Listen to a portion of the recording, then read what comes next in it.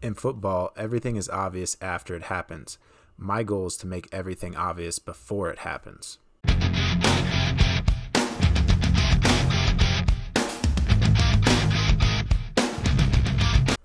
Hello and welcome back to another episode of Seeing Red. This week is week 11 in college football. We're taking on UCLA at UCLA. Let's break it down. UCLA plays a very Iowa style of football where they run the ball inside. It seems like almost every play, and they'll throw very occasionally.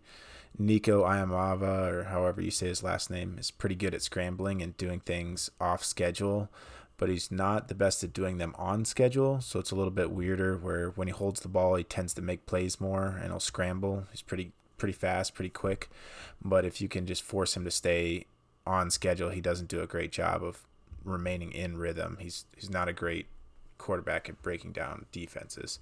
But after the play's broken down, the linemen have rushed upfield, the DBs have vacated, he does a good job of taking that space. And like I said, all they want to do is run the ball anyway. The biggest reason they want to run the ball is they're not very explosive on the outside. They don't have a ton of great weapons, so it's the safest way to keep their offense on schedule is just to run it and punt. And if they get first downs, great. Like on 3rd and 7, they're going to probably call a run. 3rd and 10, they might call a run, just so Nico's not turning the ball over.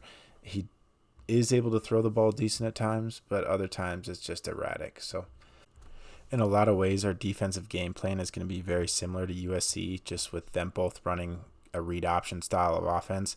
But I think this game will have more access to our safeties, where USC, they needed to be involved in the passing game.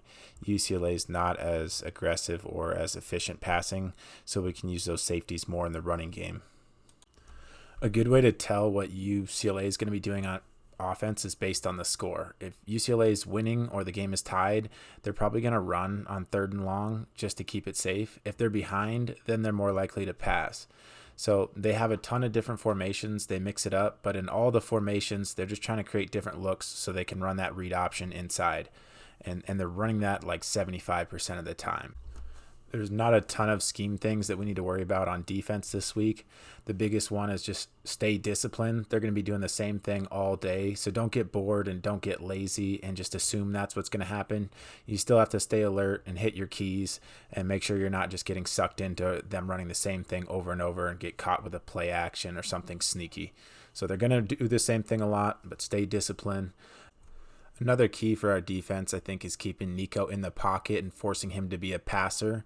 I don't think we want to blitz him and flush him out of the pocket. He's better when he's outside the pocket. He kind of panics inside the pocket, so there's no reason to rush upfield and just give him running lanes. Make him beat you with his arm. Give him all day to throw. Rush 2 or 3 guys and make him beat you with his arm. As far as Nebraska on offense, obviously, losing Dylan changes things a little bit, but I don't think it changes our offense that much. We've already learned that our offense needs to pass the ball quick and run the ball a lot, and those are both things you're going to try and do with a young quarterback in Latif. But Latif, I think, is a better runner than Dylan, so we're adding an element of him carrying out the option, where Dylan, we really don't want him to get beat up, and he's not incredibly quick, so we used him to run sparingly. So I think Latif adds an extra element to that offense. So we're going to run more of this triple option, read option style. With Latif adding the running element to our offense, I do want to be fair that we're probably losing something, and it's probably Dylan's processing and making sure we're in the right play.